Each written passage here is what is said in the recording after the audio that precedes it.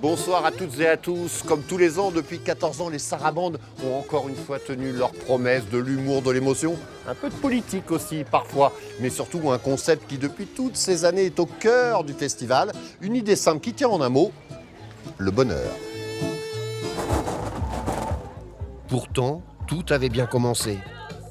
À l'image de sa Citroën Xara, la carrière d'actrice de la bayonnaise Mélanie Vignolot est certes un peu cabossée. Mais elle est généreuse, Mélanie. Elle aime le partage. Et tout de suite, le public le lui rend bien.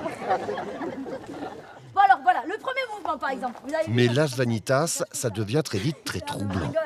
Il n'y a pas grand chose à dire, juste tu danses hyper bien, tu chauffes hyper bien le truc, merci. Ouais. Qui est qui? Qui fait quoi? Il faudrait juste mettre un truc Pas grave, merci. Est-ce vraiment du spectacle ou tout simplement un miroir qui nous est tendu sur notre rapport toujours difficile avec l'autre? Parce qu'à un moment, forcément, tout ça, ça part en vrille. Lui, parce qu'il m'a dit prends des gants.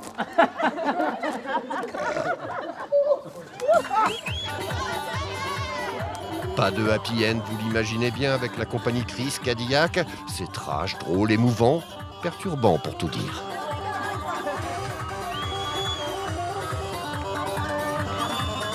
On se posait la question si ça allait bien se terminer ou pas finalement. Moi perso je m'attendais pas à ça. Pour moi c'était c'était pas le spectacle. C'est quand même un peu trash. Hein. Ah bah oui, c'est clair. Mais c'est la vie, non?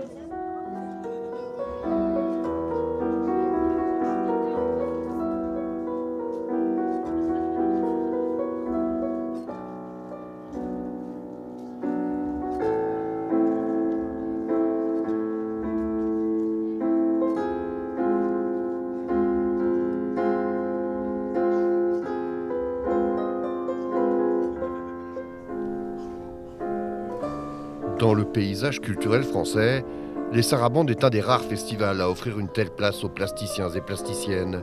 Une trentaine d'expositions accueillies dans les jardins et granges du village. Isiac, la Normande, est venue avec toutes ces belles âmes trop tôt disparues. La guerre, les attentats, le drame des migrants. Une œuvre forte, poignante, c'est aussi ça les Sarabandes.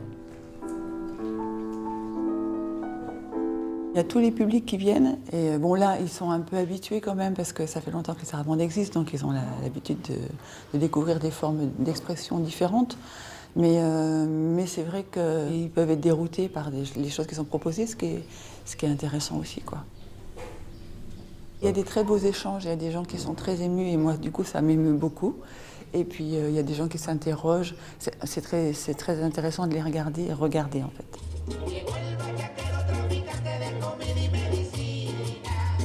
Une dernière danse, vraiment? Franchement, on a du mal à y croire. Pourtant, oui, Joël Breton, après plus de 25 ans de bons et loyaux services, s'apprête à tirer sa révérence. Arrivé à la tête de la Palaine, le centre culturel de Rouillac en 1997, c'est 2 ans plus tard qu'il a l'idée de monter un festival pas comme les autres, à Saint-Cybardeau. On monterait dans des tracteurs et ça s'appellerait les Sarabandes des Bouchots. Partir pour une vie un peu à l'aventure, quoi. On sait qu'on va y voir un certain nombre de spectacles, qu'il va y avoir à manger, à boire, qu'il va y avoir des installations, des mises en lumière, etc. Mais en même temps, c'est vrai qu'il y a un côté mystère un peu, il y a un côté un peu une inconnue, quoi. Le miracle, finalement, c'est qu'un quart de siècle plus tard, l'aventure continue, grâce à ces centaines de bénévoles qui défendent la culture en milieu rural, mais aussi toute la pugnacité de cet homme qui, dans ce maudit monde mercantile, continue à croire en la force de l'amour.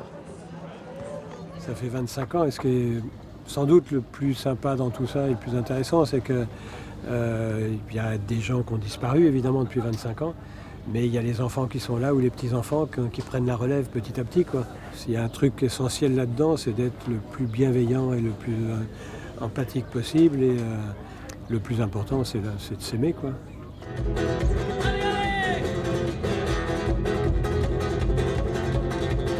Et on se quitte en musique avec le concert hier soir d'Opal Ocean et leur flamenco rock made in Australie. Rendez-vous l'année prochaine donc pour de nouvelles Sarabandes.